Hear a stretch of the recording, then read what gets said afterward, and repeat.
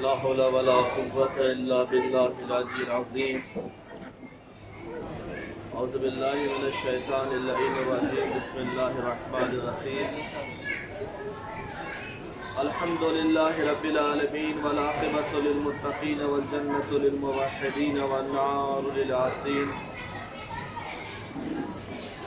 سيدنا وشفيع ذنوبنا وحبيب قلوبنا وطبيب نفوسنا مولانا ومولا الكونين جد الحسن والحسين بالقاسم محمد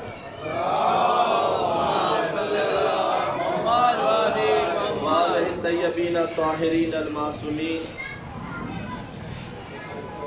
أما بعد فقد قال في كتاب المبين وهو أصدق الصادقين وقوله الحق. بسم الله الرحمن الرحيم. قل لا أسألكم عليه أجرا إلا المودة في القربى. صلوات پڑھیں آپ.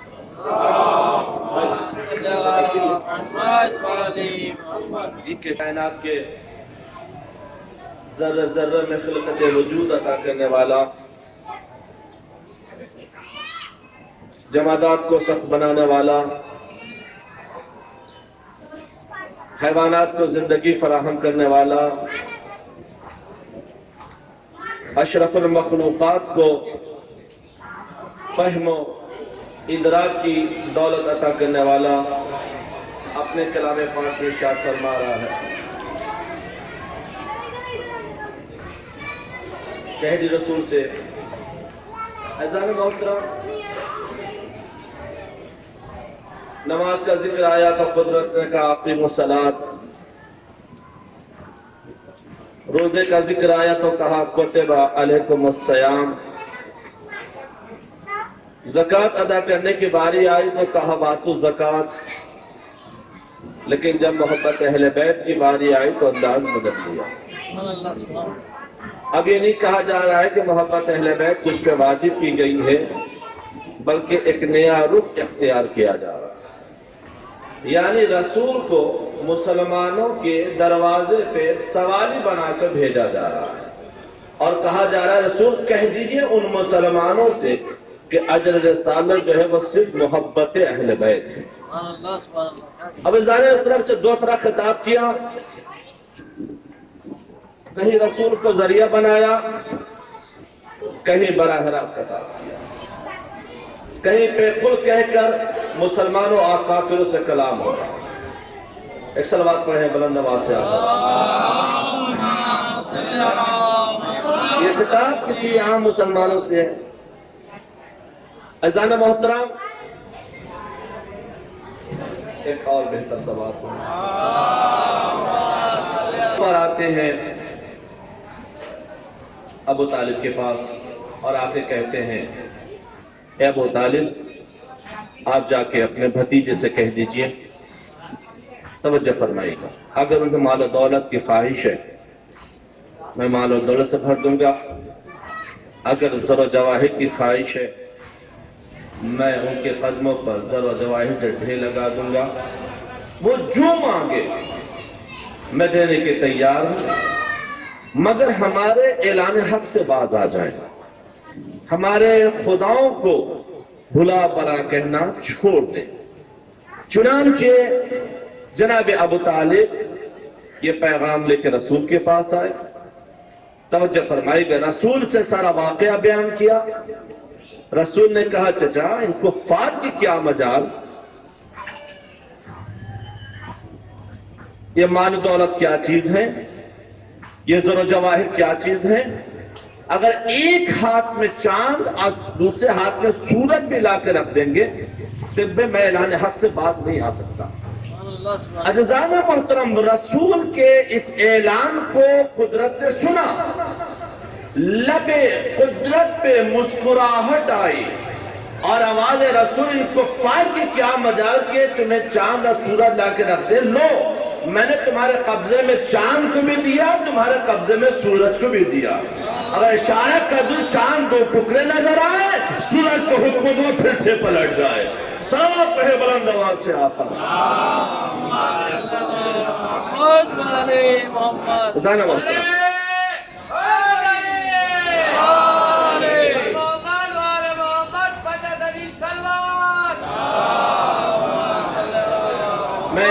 کے بہت کچھ آیا تھی آیت کریمہ کے ذیل میں گفتگو کرنے کے لیے، مگر ہمارے نشتر بھائی نے 2 بار مجھے متوجہ کیا کہ اختصار.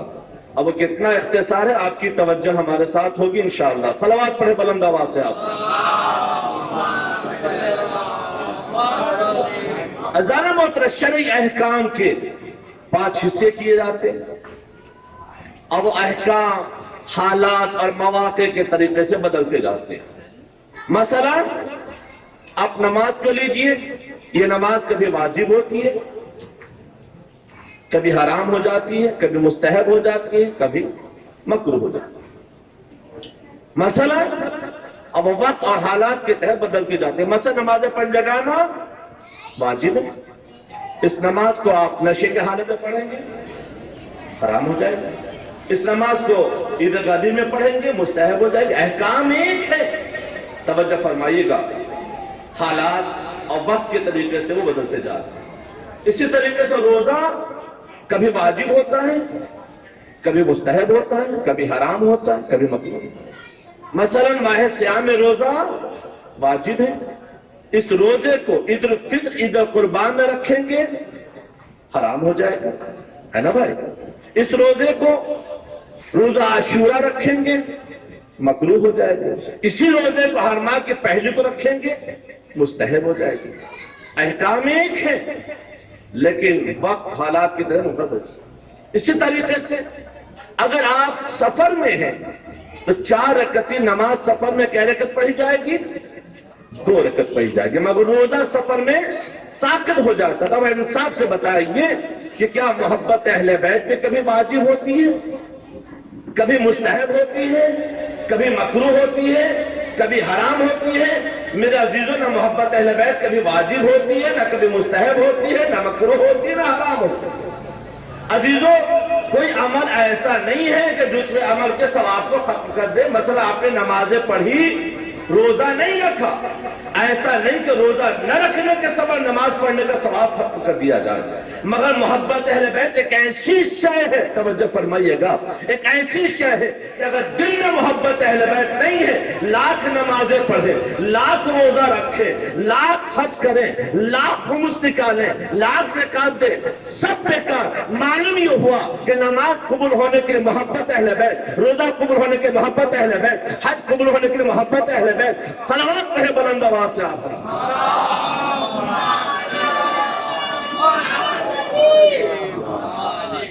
اب عزیزان محترم، ایک دکاندار نے اپنی دکان میں چند چیزیں سجا کے رکھی اور اس کے باہر ایک بورڈ کھڑا کر دیا جس پر لکھا. اب اس دکان میں سامان لینے والے 3 طریقے ہیں. پہلا وہ شخص، توجہ فرمائیے گا، میں بہت بات کو سمیٹ کے آپ کے حوالے کرنا چاہتا ہوں تاکہ مسائل کی منزل پہ جلدی آ جائے. اس دکان میں سامان لینے والے 3 طریقے کے ہوں گے. پہلا وہ شخص جو آیا، سامان لیا، پیسہ دیا، چلا گیا. دوسرا وہ شخص جو آیا، سامان لیا، پیسہ مانگا، کہا بعد میں دیں گے، مگر ارادہ ہے کبھی نہیں دیں گے. تیسرا وہ شخص جو آیا، سامان لیا، پیسہ مانگا، پستول دکھایا. اب بتائیے، پہلا وہ شخص جو آیا، سامان لیا، پیسہ دیا، چلا گیا، وہ سامان جائز. دوسرا وہ شخص جو آیا، سامان لیا، پیسہ مانگا، کہا بعد میں دیں گے، ارادہ ہے کبھی نہیں دیں گے. تیسرا وہ شخص جو آیا، سامان لیا، پستول دکھایا. بتائیے وہ سامان جائز ہوگا؟ ہرگز جائز نہیں ہوگا، بلکہ مباح اور بیکار ہو جائے گا. بس اسی طریقے سے رسول نے بھی اپنی دکان میں ایک طرف نماز کو سجایا، ایک طرف روزے کو سجایا، ایک طرف حج کو سجایا، ایک طرف زکات کو سجایا، ایک طرف خمس سجایا. اس کے باہر نے جو اجر سال محبت اہل بیت. صلوات پڑھے بلند آواز سے آپ. اب اگر بغیر محبت اہل بیت ادا کیے کوئی نمازیں لے گا، روزہ لے گا، حج لے گا، زکات لے گا، خمس لے گا، وہ جائز نہیں ہوگا بلکہ مباح بیکار ہوگا. معلوم یہ ہوا کہ محبت اہل بیت وہ شے ہے کہ اگر دل میں محبت اہل بیت تو آپ کا سارا عمل قابل قبول ہے. صلوات پڑھے بلند آواز سے. اس لیے رسول خدا فرماتے ہیں مثل اہل بیت کا مثل سفینۃ نوح، جو کشتی پہ سوار ہوا اس نے نجات، اور جس نے اسے چھوڑ دیا وہ غرق ہو گیا. لہذا اگر ہمیں کشتی آخرت کا دامن تھامنا ہے تبھی ہماری نجات ہے، تبھی ہمیں سکون ہے، تبھی ہمیں اطمینان ہے، تبھی ہمیں راحت ہے. جہاں کشتی آخرت کا دامن چھوڑ کے کشتی دنیا میں ہم پڑ گئے وہاں گمراہی ہے، ضلالت ہے، نفسا نفسی ہے. اس لیے رسول نے اپنی زندگی کے آخری حصے میں فرمایا تھا، ایک صلوات پڑھے بلند آواز سے آپ، کہ میں تمہارے درمیان دو برکت چیزیں چھوڑے جا رہا ہوں، ایک کتاب خدا، دوسرے اہل بیت. جب تک تم ان دونوں سے تمسک رکھو گے کبھی گمراہ نہیں ہو سکتے. اور ایک کا دامن چھوڑ دیا تو نہ صراط مستقیم تک پہنچ سکتے ہو، نہ حوض کوثر تک پہنچ سکتے ہو، نہ جنت کا ذریعہ حاصل کر سکتے ہو. بس عزیزان محترم میں بات کو سمیٹ دیا. رسول کے زندگی میں بھی قرآن موجود تھا مگر اس کی تشریح و تفسیر کے لیے علی کی ذات مقدس موجود تھی. علی کے بعد بھی قرآن موجود ہے مگر اس کی تشریح و تفسیر کے لیے اہل بیت رسول کی ذات مقدس موجود ہے. اور آج جب اہل بیت پہ مصیبتوں کے پہاڑ ڈھائے گئے تو مجھے سب سے پہلے شہزادی کا بمرض کیا، بابا آپ کی وفات کے بعد مجھ پہ اتنی مصیبتیں پڑی کہ اگر دنوں پہ پڑتی تو راتوں کی تاریکی میں تبدیل ہو جاتی. عزیزان محترم، آج ہم اور آپ انجمن مظلوم کربلا کے نام کی شب بیداری کرنے کے لیے جمع ہوئے ہیں. یہ کربلا کے 72 شہیدوں کی یادگار ہے شب بیداری.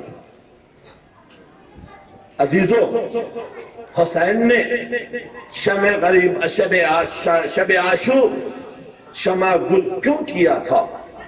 امام پہچاننا چاہ رہے تھے اور بتانا چاہ رہے تھے کہ میرا اپنا کون ہے، میرا غور کریں. امام نے شمع کو گل کر کے اپنے چاہنے والوں کو یہ کہا، دیکھو اگر میرے خوف اور میرے ڈر سے اگر تم نہیں جانا چاہتے تو لو میں شمع کو گل کر دیتا. اور عزیزان محترم، حسین کا جملہ ہے اس شب بیداری میں کہنا، جو حسین نے کہا کہ جو صحابی مجھے ملے نہ میرے نانا کو ملے، نہ میرے بھائی کو ملے، نہ میرے بابا کو ملے. عزیزوں، ایسے ہی تمنا نہیں کی تھی فاطمہ نے آپ کو، آپ کے لیے.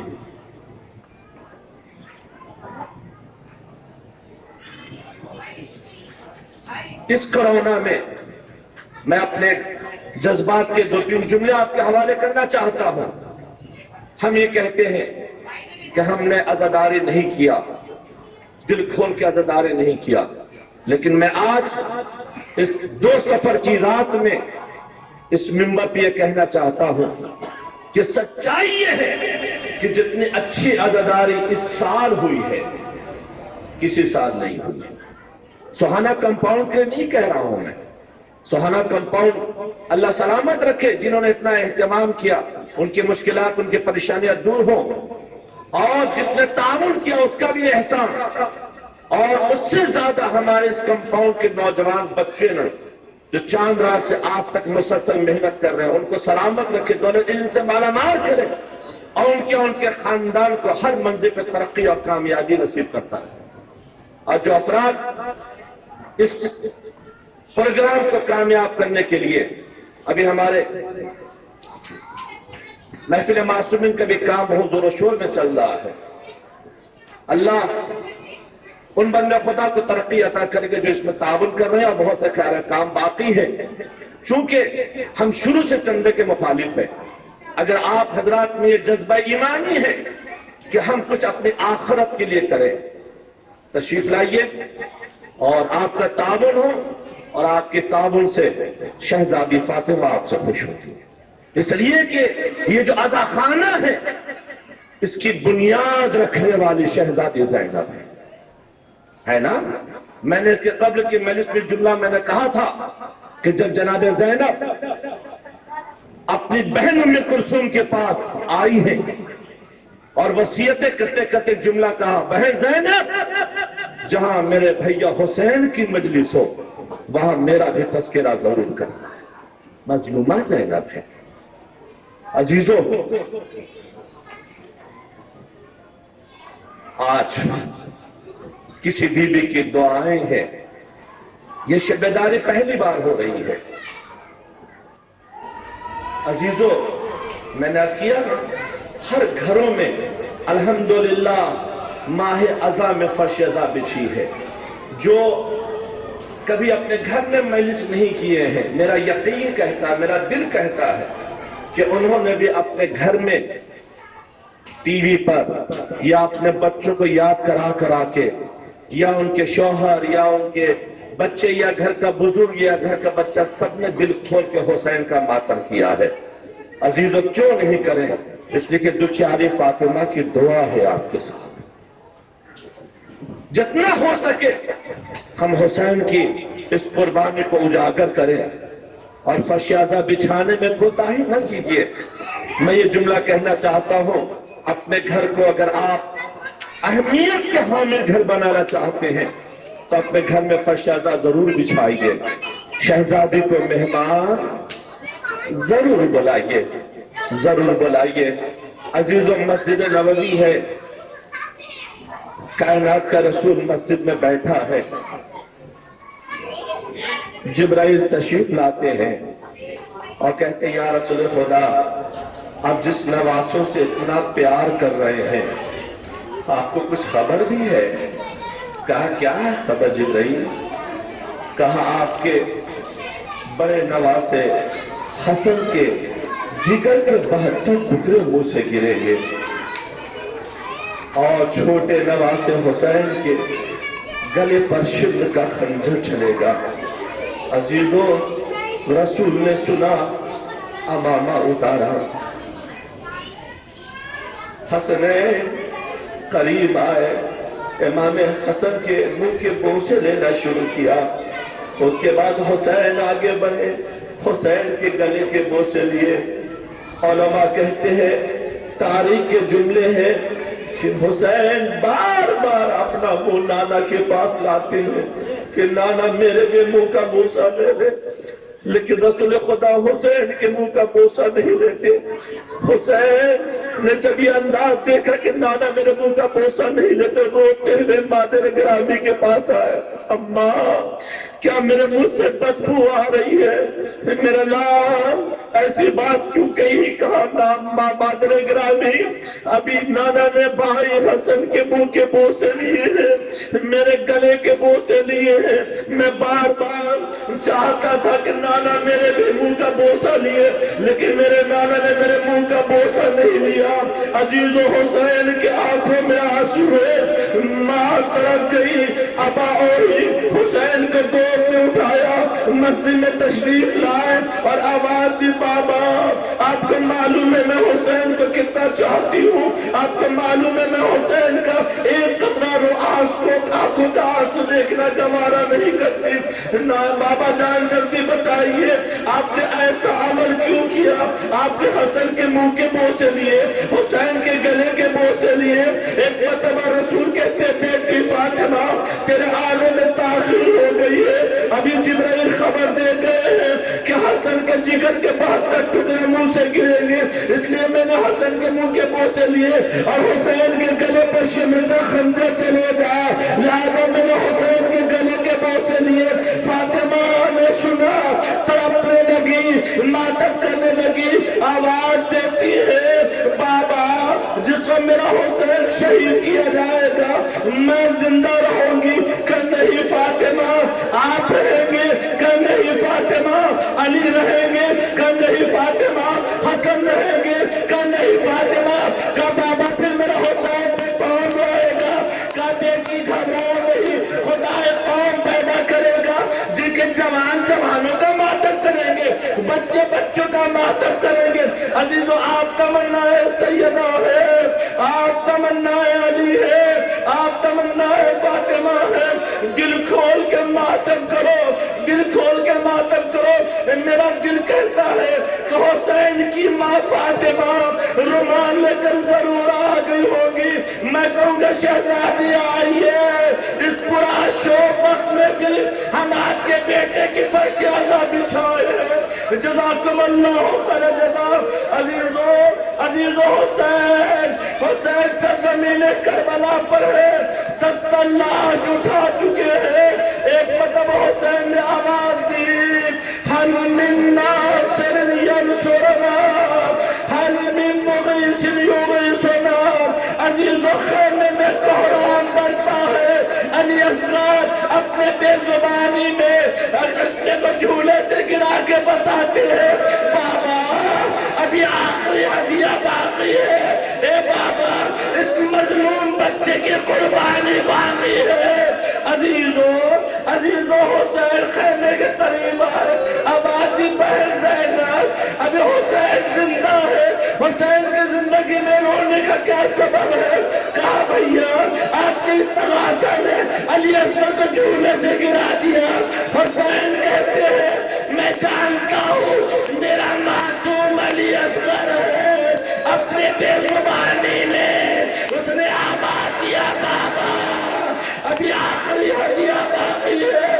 حسین نے علی اصغر کو گود میں لیا، لے کر چلے آگے آواز دیتے ہیں، اے عمر سعد اس کی ماں کا دودھ خشک ہو گیا ہے، تو یہاں اولاد والوں جو اسے قطرہ پانی دے دے۔ عزیزو کسی نے نہ سنی۔ ایک مطلب امام علی اصغر سے کہتے ہیں، اے بیٹا علی اصغر تم بھی تو حجت خدا کے فرزند ہو، اے بیٹا اپنی حجت تمام کر دو۔ عزیزو قیامت آ گئی، حسین نے زمین کربلا پر علی اصغر کو لٹایا۔ ایک پتہ علی اصغر نے اپنے پوری طاقت کو سمیٹا، 3 دن کا بھوکا علی اصغر، پیاسا علی اصغر نے اپنی مظلومیت کا اظہار اپنے سوکھی زبان کو ہونٹوں پر پھرایا، جیسے ہی ہونٹوں پر پھرایا فضا میں آواز بلند ہوئی، اختاق الاحمد حسین۔ فوج اسقیہ میں گریوزار، فوج اسقیہ میں گریوزاری بلند ہے، معصوم بچہ ہے۔ حسین کہتے ہیں ارے تم تو اولاد کا دل رکھنے والے ہو۔ عزیزو حرملہ کا تیر چلا، علی اصغر کے گلے پر لگا۔ حسین نے خون علی اصغر کو اپنے چلو میں لیا، آسمان کی جانب پھینکنا چاہا، آواز آئی حسین، زمین کی طرف پھینکنا چاہا، زمین نے انکار کیا۔ خون علی اصغر کو اپنے چہرے پہ ملا، آواز دے بیٹا علی اصغر گواہ رہنا۔ جزاکم اللہ خیر جزا۔ رولو ددارو، یہ ایام اسیری کا ایام شروع ہو چکے ہیں، زینب کی اسیری کا ایام ہے، سکینہ کی اسیری کا ایام ہے۔ عزیزو بس میں پورا تفصیلی مسائل نہیں پڑھوں گا، 1-2 منظر اور رولو جتنا رونا ہے۔ عزیزو علی اصغر کو لے کر حسین رباب کے پاس لائے، رباب دیکھ کر تڑپ گئی، اے میرے باریوں باریس۔ عزیزو حسین علی اصغر کو لے کے چلے، کربلا کا یہ واحد شہید ہے جس کو حسین چاہتے ہیں کہ سپرد خاک کرے۔ حسین آواز دیتے ہیں میرے لال، میں تیرے لیے قبر کھود رہا ہوں بیٹا، چند گھنٹے آرام کر لو میرے لال، چند گھنٹے آرام کر لو میرے لال، ظالم تمہیں قبر میں رہنے نہیں دیں گے۔ عزیزو حسین جانتے ہیں میری شہادت کے بعد میرے جسم پر گھوڑے دوڑا جائیں گے، معصوم علی اصغر، پیاسا علی اصغر، کمسن علی اصغر گھوڑوں کی ٹاپوں کو برداشت نہ کر پائے گا میرا بچہ۔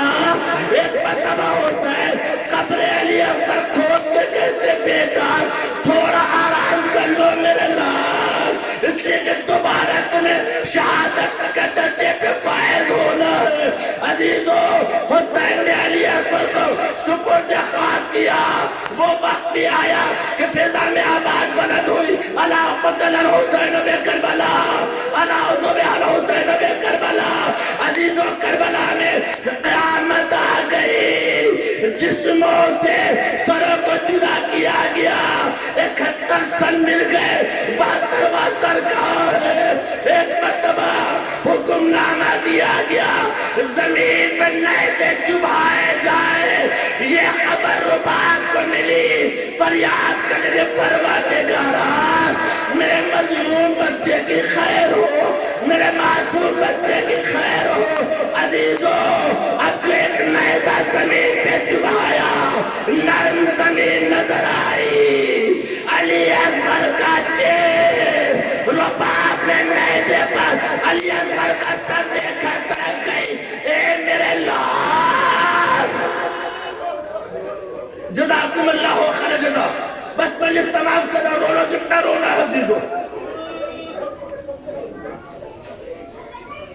ہاں عزیزو بس آپ نے مظلوم بچے کا ذکر سنا نا، اب مظلوم ماں کا بھی دو جملہ سن لو اور رو لو، اس لیے کہ جب 40 کا دن ہے میں سارے مسائل کو چھوڑ کے، چونکہ مجھے حکم دیا گیا ہے 40 کے دن جب 3 دن تک قبر حسین پہ ماتم ہو چکا، قبر حسین پہ ماتم ہو چکا، سارا قافلہ کربلا سے مدینے کے سمت روانہ ہونا چاہتا ہے کہ ایک مرتبہ سید سجاد اپنی ماں رباط کے پاس آئے اور کہا ماں، اماں چلیے مدینے چلیے، اماں مدینے چلیے۔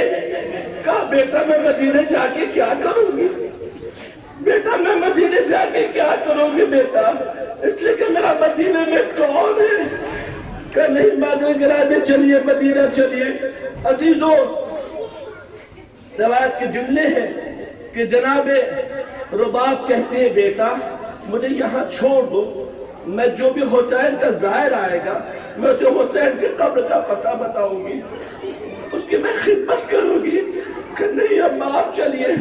ایک مرتبہ جناب رباط کھڑی ہوئی اور کھڑے ہونے کے بعد کہا اے میرے واریو وارث، میں جا تو رہی ہوں لیکن میں وعدہ کر کے جا رہی ہوں کہ آج کے بعد سائے میں کبھی نہیں بیٹھوں گی اور نہ ٹھنڈا پانی پیوں گی۔